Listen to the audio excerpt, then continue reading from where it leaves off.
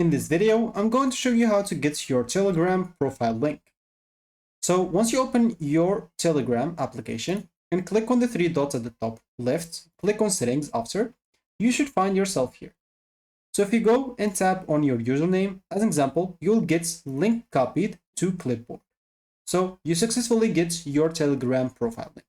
If you go to any browser, and I'll open even Incognito, and as an example, I'm just going to paste the link that I copied. As you can see, they'll basically give me the link of my profile right away. So that's how you basically get your Telegram profile link.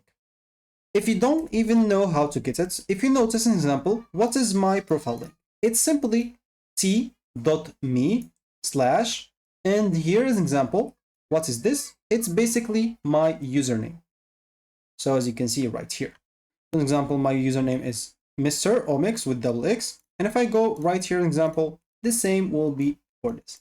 So if you basically, after t.me, enter any username, it will be basically, or it will take you to their profile link.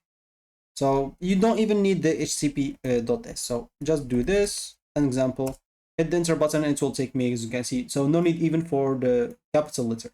So that should be it for me in this video. Thank you for watching, and goodbye.